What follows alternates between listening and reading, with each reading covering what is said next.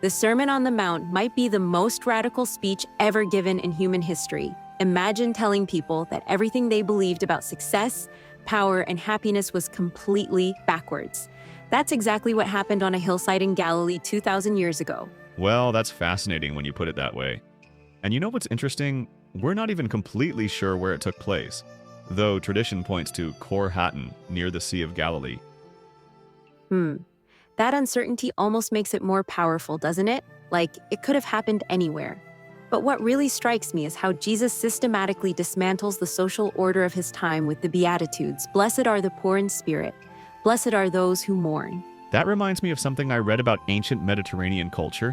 Those statements would have been absolutely shocking to people who believed prosperity was a sign of divine favor. Oh, exactly. And then he goes even further with this whole new interpretation of traditional law. Like, it's not enough to just avoid murder, you need to examine the anger in your heart. It's not enough to avoid adultery, you need to look at your thoughts and intentions. So, what do you make of his teachings about worry and anxiety? That whole consider the lilies passage seems almost impossible in today's world. Well, you know what's fascinating about that part? He's not actually saying don't plan for the future. He's addressing this deep human tendency to let anxiety about tomorrow rob us of today. And get this, studies have shown that about 85% of what we worry about never actually happens. That's exactly why these teachings still resonate today. They're addressing fundamental human nature. Right? And speaking of human nature, let's talk about his teachings on prayer and religious practice. He basically calls out what we'd now call performative spirituality, doing good deeds just to be seen doing them. Sound familiar in our social media age? Oh man, that's such a good point about social media. It's like he predicted our current culture of virtue signaling 2 millennia ago. And here's what's really mind-blowing: his teaching about loving your enemies. In our current political climate, where studies show that political polarization is at an all-time high, imagine actually praying for people who oppose you, like genuinely wanting good things for them. That's probably the hardest part of the whole sermon to actually put into practice, isn't it? Well, that and his teachings about materialism. When he talks about storing up treasures in heaven rather than on earth, he's basically critiquing our entire economic system.